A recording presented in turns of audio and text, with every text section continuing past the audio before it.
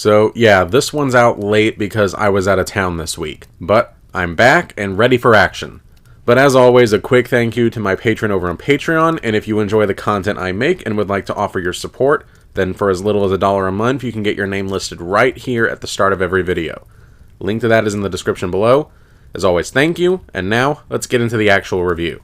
You will never be able to break my family.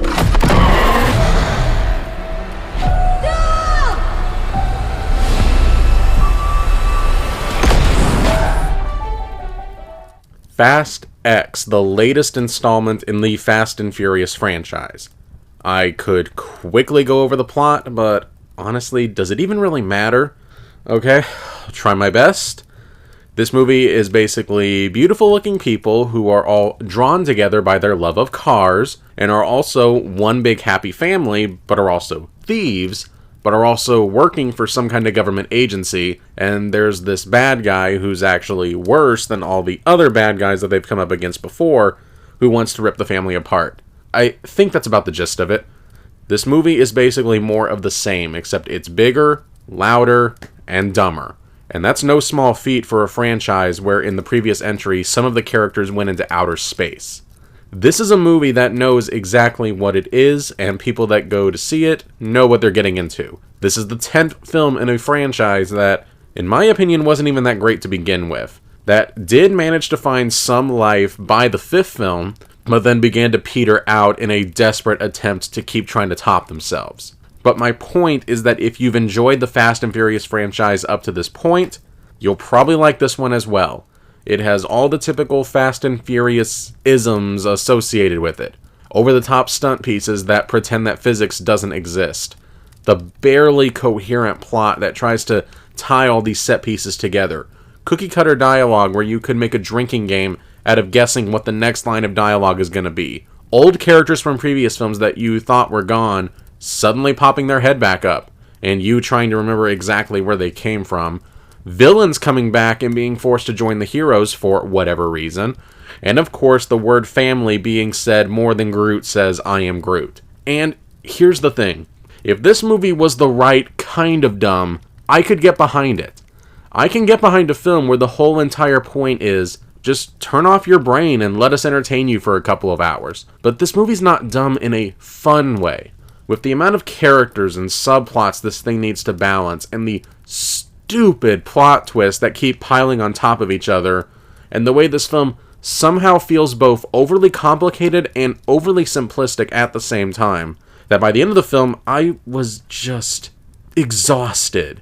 This film is a cornucopia of CGI explosions, horrible one-liners, and absurd death-defying set pieces, which is fun for maybe an hour and a half, but that can't really sustain a 2.5-hour runtime like this film is.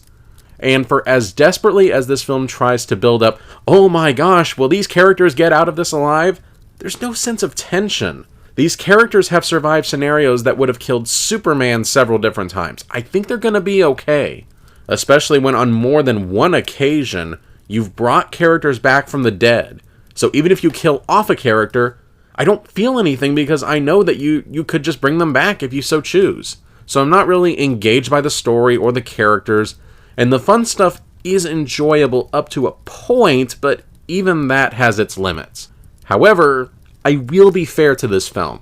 There are things that I actually liked about it, or at least are willing to give a pass on.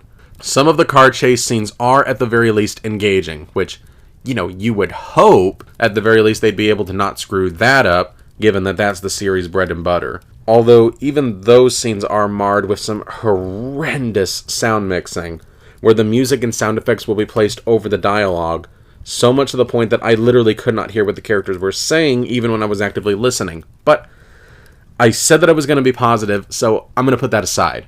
The opening car chase scene that takes place in Rome was actually a fun set piece. It was actually creative, and it had some fun stunt work, and it was the only time where I actually felt the danger involved. Jason Momoa as the main villain is occasionally entertaining, and there actually is a really funny scene where he carries on a conversation with two dead bodies.